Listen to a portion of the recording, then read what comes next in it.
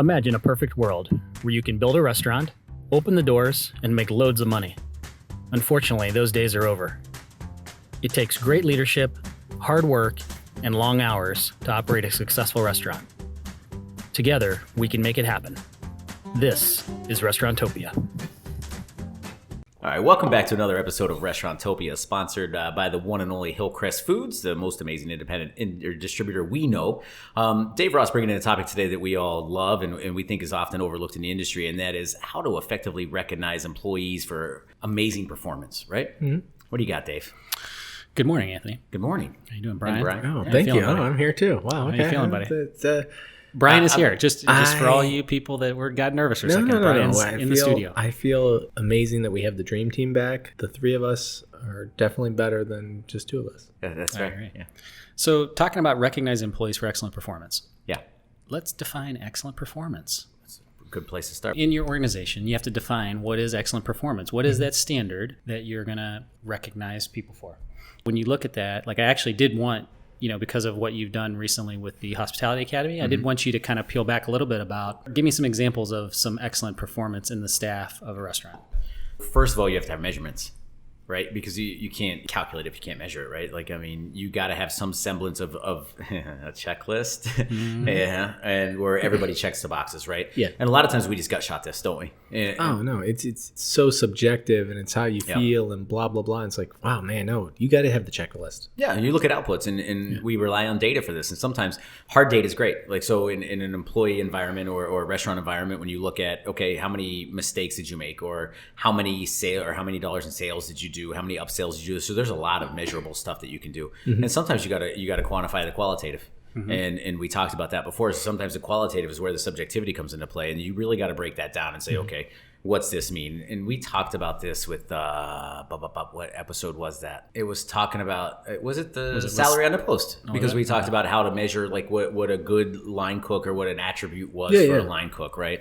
And we were able to break that down granularly, but it's not easy. It's much like the rubric example I gave for an academic paper is how do you grade a paper? Well, you break it down into a rubric and put numbers associated with it. And it looks like this: little to no mistakes. That's a 10 out of 10. Expertise level. Some mistakes, but mostly right. That's a 7 out of 10. And you kind of have to bridge that qualitative to quantitative. And I think once you do that, it becomes very easy to analyze whether or not someone's doing a great job. Mm-hmm. Yeah, and then the other thing to note on that is like you can put all that work into doing that and measuring all that, but do the employees know the standard?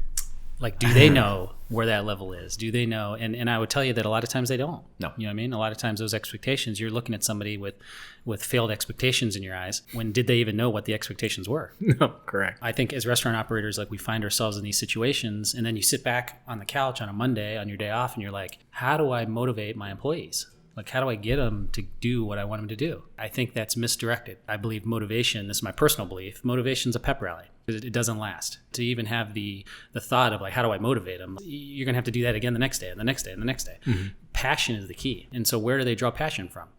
From their leader, right? Are you passionate? How are you holding yourself? How are you showing up to work? And I think when people see that, they want to aspire to be that way, because I think it's an attractive quality in somebody that's you could see that they come in and they care. They're talking to the employees and they're talking to the customers. It's a tough thing to describe because you feel it. You see somebody like that's a passionate person. And it goes back to, and I just finished a book on multi-unit management.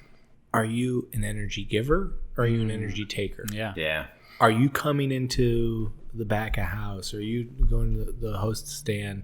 And are you leaving that employee with more energy, or are you taking from them? Yeah. Are they able to communicate issues to you without getting their head chewed off? This is the thing that I really want everyone to think about. Your style, but what's your effect on people? Yeah. No, and I go back to the episode with Bob Pakinowski, and there was two great takeaways that I had in that. It talked about service versus hospitality. Correct. Which I think if you go back and listen to that episode, it's a great point. And then we've talked about this a little bit in recent episodes, but people will work for a paycheck, but they stay based on how they're treated. Yep. You know what I mean? So those types of things, like that creates passion in an organization, and that's what's going to be sustainable. Okay, to come in and do things to motivate people, I think is, like I said, in my opinion, it's misdirected. It's really passion that you need to cultivate. Yeah, I don't disagree with you. And so with the leadership thing, that's extrinsic, right? So they see the outside factor coming in. But there's some intrinsic at play too. Like you need to hire passionate individuals. Oh, sure. Right? Yeah. And then as a leader, you have to align that passion with the job scope. And that's usually when you get what's called the best fit, right? Or at least part of the best fit. And it bodes very, very well for longevity because that employee now all of a sudden is satisfied with what they do. And it works out great. And to your point, Brian, is I think we learned this from Paul at Zingerman's, was if they only hear from you when they get it wrong, then you got it wrong. Yeah. Right? But how often do we have that? We were talking about payroll departments on the way up here, right? And that was the example you gave. But think about your payroll department. They do an amazing job, right? With like 99.9% effectiveness. But they don't hear from you until they mess up your paycheck. No. You never go to payroll and say, hey, great job, guys. My paycheck was dead on accurate. Yeah, hey, never. Thanks for, I love that. It's that whole, like, whether it's Northern European kind of mindset where it's like lack of criticism is praise enough. It's like, well, no, I mean, we can actually recognize someone for doing a good job. Like, it's okay. Like, it's cool. It's that level, and I think we talk about this all the time, and I love it. It's that gratitude, expressing to that person that I appreciate what you're doing, and you're doing a great job. No, absolutely, and I believe that there's a basic human need of recognition. I agree, and babies cry for it, grown men die for it. That's how I look at it. Whoa! Wow, recognition. This is good. This we got Hemingway over there. I know. Okay. All of a sudden. Wait, can we talk about that a little more? Please, you can't just gloss over that. Did you make that up? No, I didn't make it up. Okay, but it was awesome. It was given to me a few years. I heard it somewhere, like somebody. It was in a speech, but it was a long time ago. I mean, we're talking like this might be 20 years old. That I heard it. It wasn't as good. You workshopped it and made it your own. After 20 years, I delivered it perfectly. I'm telling you, you dropped it in there. That was good. That was really nice. I like that. But it is. I mean, when we look at it that way, like, and that's why it was very profound. When I heard it, I had the same reaction. I was like, that's very true. You know what I mean? So recognition is important. How important is it? 60% of employees work harder if their efforts were better recognized. That's a Harvard study. Glassdoor says 53% of employees would stay at their jobs longer if there was more appreciation shown. Yep. Not a $1 raise, not a 3% cost of living increase. Nope. We're talking about, appreciation and recognition. During the pandemic, when employees were recognized in the past 7 days, they were 103% more likely to feel supported by the organization. And 59% more likely to trust their leaders. This is all on a Harvard business. This is all on a Harvard Business Review that I'll put in the show. This is cool. This is wow. I mean, I wish if I could capitalize the spoken word. This is it. If this isn't shocking you a little bit, I mean, like, wow, it's that much of an effect. Like, this is impressive. Yeah. And so, I want to share a story that's near and dear to our hearts, and that's I want to share the Hillcrest pandemic story, I'm going to call it. Yeah. Okay. So at Hillcrest Foods, we went through the pandemic just like everybody else did. Okay. Our business was unknown, just like your restaurant. Okay. No, we weren't manufacturing hand sanitizer. Right. We were a broadline food service distributor. Exactly. We had 7,000 items that weren't moving very fast at the time. Yeah. So I remember on a Sunday afternoon about 3:30 or so, 2:30 maybe, our governor of Ohio came on and said he's shutting restaurants down except for carry out. And we probably all stared at our computer screens or TVs and was like, what did he just say? I mean, I know it's what I did. And like, it literally it got so surreal, so quick. Like it was like a bad dream. So then we spent the next couple hours calling customers to ask them if they wanted to cancel their orders. Okay. It was a scary time, no different. And I'm not trying to say it was better, worse. It was everybody went through this. Yeah. You know what I mean? Especially in the restaurant industry. I'm sure you're listening to this and it's maybe taking you back to that moment. Like it was surreal. So then the week's going on, trying to figure out restaurants are they closing? Are they not closing? You're trying to figure out, what are you doing? Am I doing carry out? Am I not? Like I didn't really do much carry out. Like, hey, I did carry out well. And some people, pizza said, hey, yay, everybody wants to order pizza. Like, so, you had that period where, it kind of goes. And so we had to make some tough decisions. One thing I think that we did very well in our company, we always try to hang our hat on culture and hang our hat on gratitude, as Brian said, and all those things. But I think when it came down to the actions that were done by the leadership at Hillcrest, it was really amazing. Operationally, unfortunately, we did have to do some layoffs. Okay. Just because the work was not there, no different than, if your dining room's not open, you're not keeping your wait staff on, you know what I mean? Like, so some of the same decisions you had to make in a restaurant, like we had to make those same decisions. Office sales, all those different things, we made 0 layoffs. Legal. Legal. No layoffs and acquisition are legal. I mean, those are usually the first people you fire. Right. I mean, but I'm talking marketing and legal. So Yeah. no layoffs. Yeah. And then we took everybody in the company down to a set salary. Mm-hmm. Now, when I say everybody in the company, I'm talking about the CEO down to the person, sweeping the warehouse. Okay. Came down to one salary level, everybody at the same level.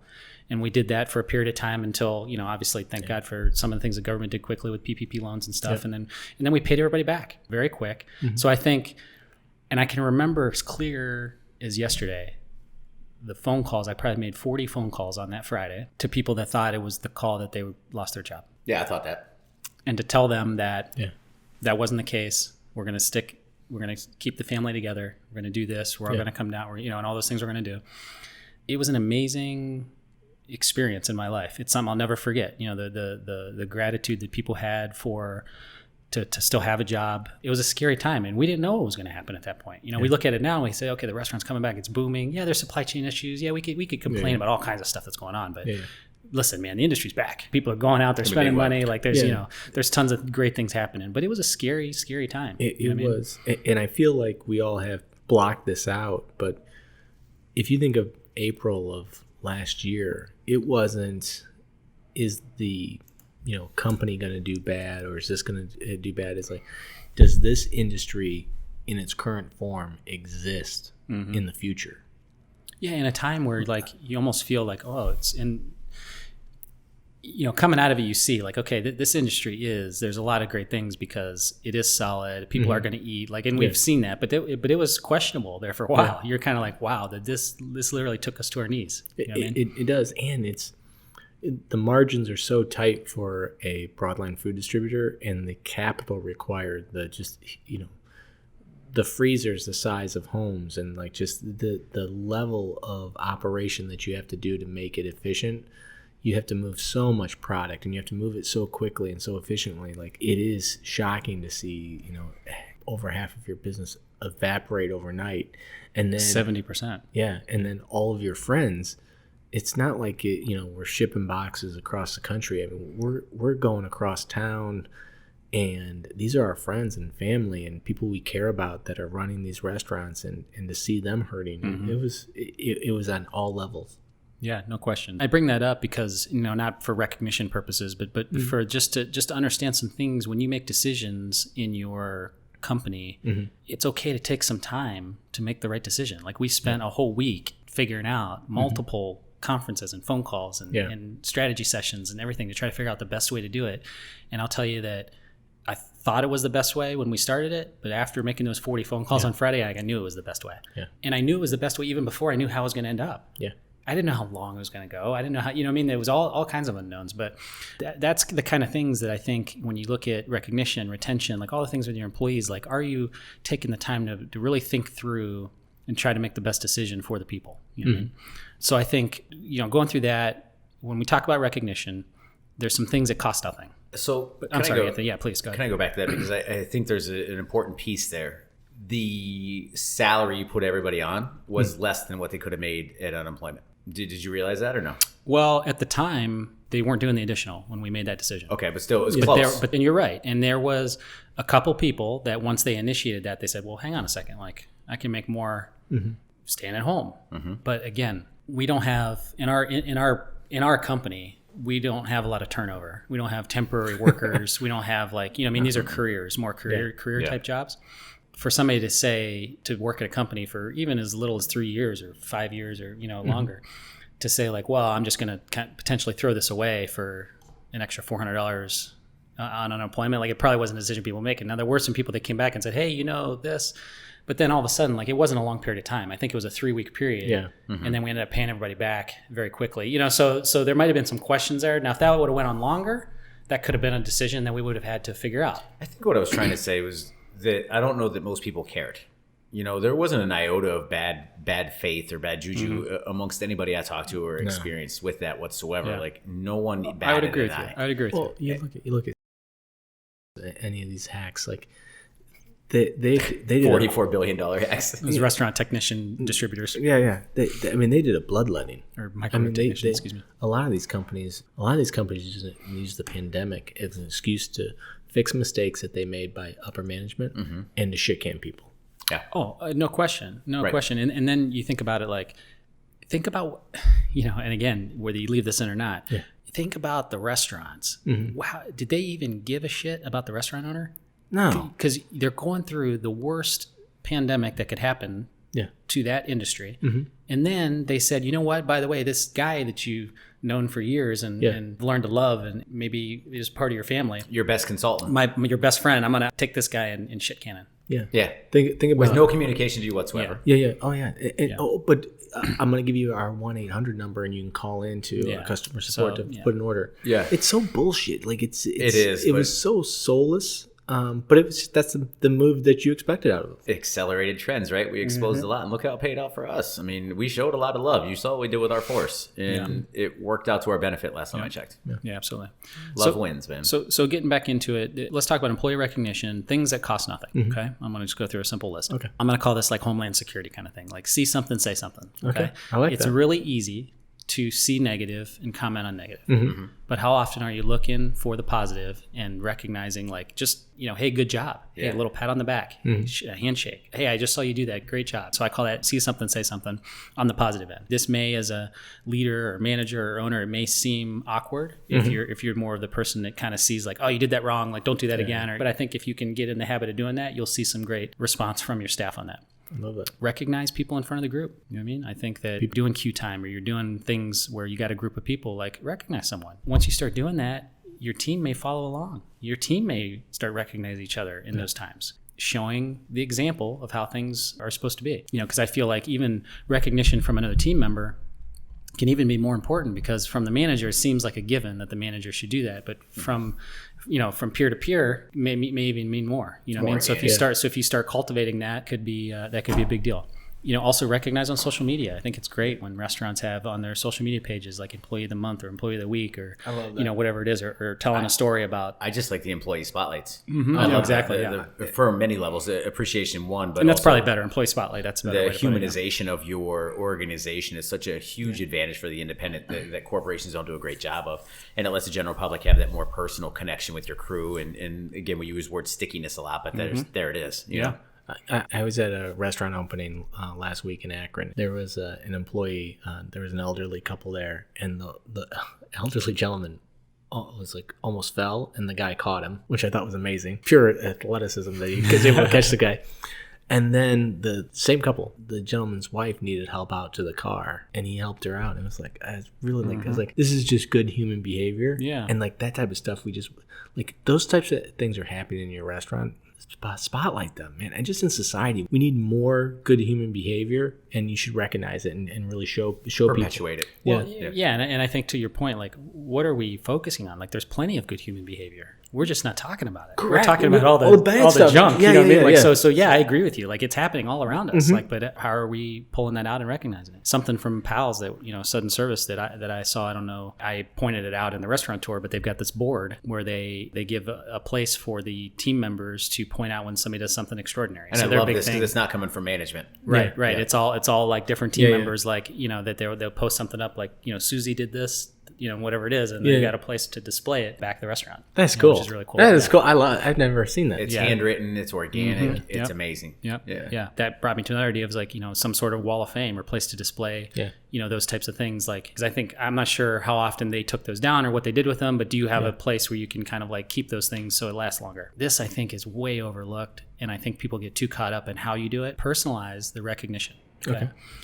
Cards, text, audio, whatever it is, personalize it to the person. Like if Anthony's been with me for a good period of time, and do I have his work anniversary somewhere? Yeah, you do, because you left me a voicemail on my 5-year anniversary. Oh, wow. Look at that. Love fest. I love it. This is nice. It's not Love Fest. I didn't answer his call. No, I'm but like, it's... oh, God, Dave's calling again. No, I got the voicemail. I'm like, oh, I'll talk to him about that. No. I did an audio text. Oh, is that what it was? Yeah, it was. I called that a voicemail. Yeah. Either way, it was personalized. It was appreciated. So it was good. awesome because I'll be honest, I didn't even realize it was my 5-year anniversary. So that I was like super pumped up. I'm like, oh my God, this guy's so sweet, right? Yeah. That's why we call him the pious one. No, but it's something that I feel like I've gotten into a little bit of rhythm this year. And so I look at the work anniversaries, I look at the birthdays, I look at that stuff, and I send people, and what I do is I do an audio text message. So I don't have to worry about like, are they going to pick up? I leave them a voicemail, or they pick up, and then I'm like, kind of like, I don't get out what I want to say. Like I get my time to just, I record it. Nice. I listen to it. I send it. Good. And sometimes and it's worked out. And it's worked out really well. lucky. Yeah, sometimes. He'll sing. But I'm saying like, so how do you do that for somebody that really kicked ass on a Saturday night and you noticed it, and or, you know, again, for work anniversary, a birthday, you know, whatever it may be, but personalize that. God, make can you people imagine feel good, like, you know, how profound and how much that would matter, especially too if you look at owner versus line cook, or owner versus server, owner versus busser. Someone in your instance that you're talking about, that individual help that person. Yeah. They go home from the day, they wake up the next morning to a video text from the owner, the person they look up to and probably respect the most in the organization, say, hey, look, I saw what you did yesterday. Outstanding work. Yeah. And are you, as the owner, are you teaching that to your front of house manager, to your kitchen manager, to your AGM, to your, you know, everyone in your organization, that it goes out from you? I mean, you are the tip of the spear when it comes to culture, and to be able to put that out to everyone in your family. Yeah, and again, you know, Brian, gratitude sites over here, like, you know, he's, you know, but, and I say that we laugh, but like it's true. Like he does an excellent job with it, but like the handwritten cards and all that stuff. But I'm telling you, so I think sometimes people glorify like a handwritten card, but you know, a text message, like an actual typed out, like any, like just, but communication to that person, appreciating, recognizing, showing gratitude for what they do for your business, I think is amazing. And I don't think it's done enough. And I think it's a small little thing that costs nothing. It's a little bit of time, but man, I tell you what, when you get the response back and you get, you know, it feels great. It feels great because I've experienced it. In my world, like where I'm giving out advice and trying to help people out, I had the biggest compliment the other day. I sent this gentleman a grant program for storefront revitalization. And he's like, oh, thank you so much. I didn't see that. I didn't even know about it. It's in his community. And then I saw him like a week later, and I go, and he said thank you in a text message, and was very, very, very appreciative. Saw him a week later, said thank you again, and he's like, I applied, I got approved. I was like, wow, like it just felt good to see, like, you know, him follow up and to say like, hey, I not only do I appreciate it, but I also got it. So yeah, for sure. Change your lives, man. Yeah, no, you got to. It's a great feeling. No, it isn't. It's small little things. Like this costs nothing. Costs nothing to do this except a little bit of time. Take 30 seconds. I was looking up some other stats, and so this is one I came across I thought was good. You know, companies with recognition programs highly effective at improving employee engagement have 31% lower voluntary turnover than their peer companies with ineffective recognition programs. Okay. Now, how they judge effective, ineffective, I'm sure ineffective is probably absent. Yeah, no. You know, but you know, You'd be but surprised how much 31%. thought goes into this data, even though the data is never accurate. But if you look at it, and I'm assuming it's coming from an academical article, data is or accurate. Oh, this is Harvard Business Review. This is I Googled this. Yeah. But needless to say, someone put in the work behind that. Sure. Yeah. And you'd be surprised how much work. If you actually read the sourcing article and you talk about how much thought, how much effort, time, and energy went into that, it's staggering. For sure. Yeah. So maybe it's 32% or maybe it's 29%, but you know what? They got you in the ballpark. And The fact that they said 31% is a pretty specific number. Yeah. No, it's pretty good. Yeah. So anything else you guys like stuff that doesn't cost money? Okay, maybe a little bit of time. But what are some other things you've seen out there recognition wise? That we could talk about? I think going to employees and talking to them and recognizing them. I know Anthony's talked about this in the past, but like knowing their names and having that personal connection. But also in this age of just so many people suffering from mental health issues and all the stress that the pandemic has caused, even though we're coming out of it here, I really want you to talk to your employees and make sure that they're okay. And, you know, recognizing them for the good things that they're doing, but also asking them, how are you doing? Yeah. I did that a lot, and not necessarily from a mental health standpoint, but what it boils down to is a vested interest in your staff. Yeah. That human connection. You're not just a number. I care about you. I care about your dog that just got back from the vet. Yeah. I care about your car repairs. I care about all that stuff. The fact that you know the dog just got back from the vet. Exactly. Correct. You know what I Yeah. mean? Yeah. But it was easy because I'm the type of person who does care, you know, and I don't know. I mean, I guess people are naturally built that way, but some people don't express it well. But boy, I can tell you how far that goes from a leadership standpoint. And people, you break down all the barriers of work and all the BS that goes around it. And you say, hey, we're humans here connecting. Well, let's talk about something other than work. And man, does that go a long way. And it's easy. And I'll give you a quick little checkup. Like this was given to me by our mentor. It's PTW. So, how you doing personally? 1 to 5. You know what I mean? And then there's a conversation that follows that. Yeah. How are you doing with the team? How are you doing with work? And if you I like the P comes first. Yeah, you know what I mean? So if you come up with does. those, but again, if I don't have a relationship with you and you don't think I care about you, like how do you respond to that? Like it's not great. So there's some things, there's some work you got to put in prior to that to make sure that, it's no different than, people aren't going to take your criticism or your coaching until they know you love them. You know what I mean? So you still have to, there's some groundwork that needs to be laid before you can have those types of conversations, but that's where you want to end up. And I think going full circle, that's where showing your employees' appreciation shows that you do care about them and that you are appreciative and showing that gratitude that, you did this and I appreciate it and I want to recognize you for it. So I think this is awesome. Yeah, no, for sure. And you talked about the pandemic. I think that's important. So how do we recognize employees that went through a struggle? Maybe they got laid off and they had some issues and you were able to bring them back, thankfully. But, now, what are those things you can help out with? I mean, we learned something at Zingerman's. We went to some training, Anthony and I up there in Ann Arbor, and they take 10% of their profits. It goes into a rainy day fund for their employees. So when an employee comes with a hardship, whatever it is, they've got funds there to help out. Now they have a board and they decide it's an application process. It's an application process and stuff. But the employees know, like, hey, if I ever fall on a hard time, like the company can potentially have my back because they've put money in, it's there. And it doesn't have to be a disaster. I mean, quite frankly, like your car needs a new exhaust system and you don't have the money for it. Right, yeah. I got a flat tire and I can't get the new tire. I mean, it could be that, right. No, we don't. I mean, we don't know the little things that can really change someone's life. It's unbelievable. Oh my God. Yeah. I mean, if you have an hour bus ride or, 15-minute drive, like you lose your car, you just added 2 hours to your day. Yeah. And $20 for a ride share or 2 hours for a bus ride. Yeah. But it also comes down to like, when you've got that set up and your employees know that you've got their back in a difficult situation, are they going across the street for 50 cents more an hour or $1 more an hour? Like, no, they're staying where they're loved and they're appreciated and they're recognized. So it's fascinating. Zingerman's built that in day one, 10% of the profits, day one. No, that's really cool. Yeah. Now they're a $100 million company. I can imagine they can make waves with that fund. Yeah, for sure. For sure. Yeah, but how many people can you help? Yeah. You know what I mean? Like, and that should be your goal as a restaurateur, is like, how many people can you help? How many lives can you change? I mean, listen, they grew from a small deli, to a $100 million operation, and their foundational kind of principle was loving people. They're not making microchips. No, they're making corned beef sandwiches. It's a people business. That's, again, it's how you do it that is the differentiator. Absolutely. Not necessarily the concept that you're in. So that kind of stuff, that's a financial decision. I call it, it's a pull out your wallet moment. You're going to decide to do that. Okay. What's some of these other things? How can you shut down for a day and have an employee appreciation day? And then how do you market that on social media? Like, hey, we're closed today because we're having an employee appreciation party. Like how, then it becomes like twofold. Then you benefit from it twofold. No, you look absolutely. good to the public and you look good to your staff. But that's hitting your wallet. You're saying, like, I'm going to shut down for a day to not make money, and I'm going to actually spend some money. Correct. And appreciate the employees, and you can have games and we may have a DJ or a comedian or what I mean, whatever, like make a fun day for your employees. And I think some people do that, but when you make somebody work a full shift and then you just go for drinks after, that's a different feeling. Now, I'm not saying you don't do that. That could be part of it, but when you actually say to your employees, like, we're shutting down for a day, and we're going to have some fun. I think that could go a long way, and it's not like you got to do that every month, but you do that, once or twice a year. I think it's a high impact, thing to do. Personal life achievements. Okay. Now pull out your wallet moment. Okay. And you can decide whether you want to do this or not, but people get married, people have their first kid, people buy their first house. What are you doing in that moment, in that big life achievement, to recognize that for that employee? How do you recognize those life achievements? So somebody has a kid. Okay. You go out and you immediately go out and you buy them the bassinet, let's say. Okay.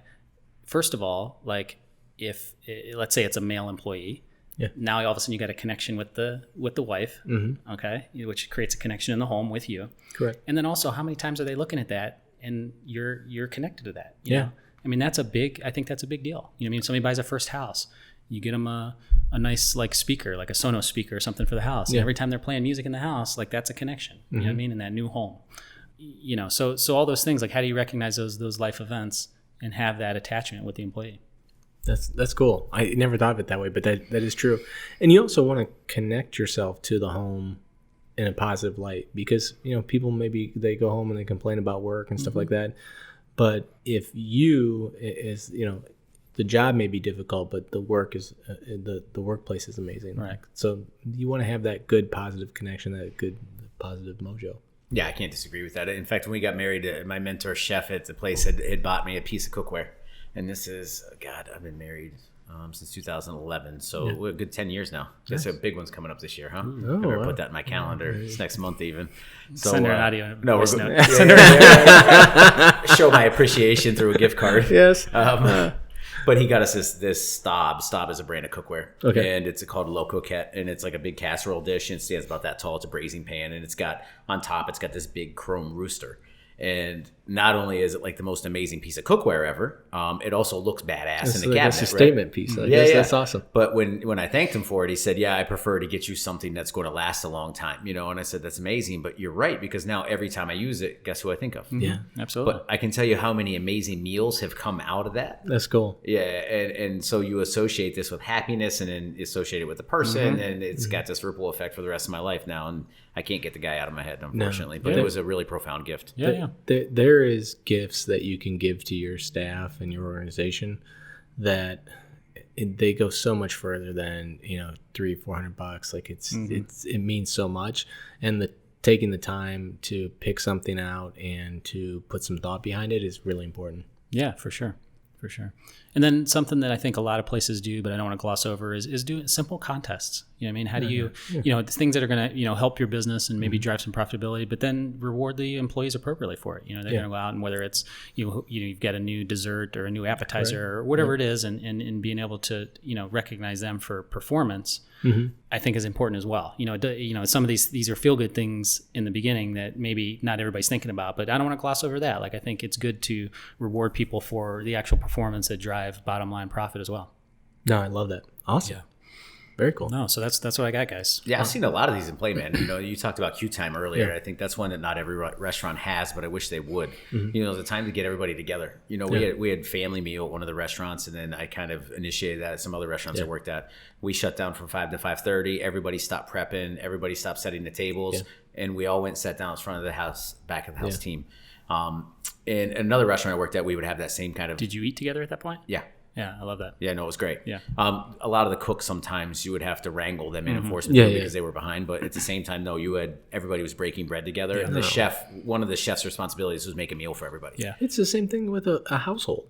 I mean, the more, statistically, the more times you have dinner with your family, the fewer issues you're going to have. We eat dinner at a table. Like it's every night. Oh my God, we definitely do. It's a rarity that everybody's eating in different spots of the house. So like there's no couch meals. No, we did none. But anyway, going back to what I was talking about, the queue time thing, and a lot of times the next restaurant I worked at after that, and we initiated, the owner would come in, and he would ask something about a step of service or a certain dish. Yeah. And he was always having gift cards he would trade with restaurants down the road or other businesses, entities, or even just a 50 spot or a 20 spot. And he would ask unassuming people a question, they'd get it ready, throw him a 20. He didn't tell him he was going to do it. Yeah. Or he didn't tell him he was going to give a gift card.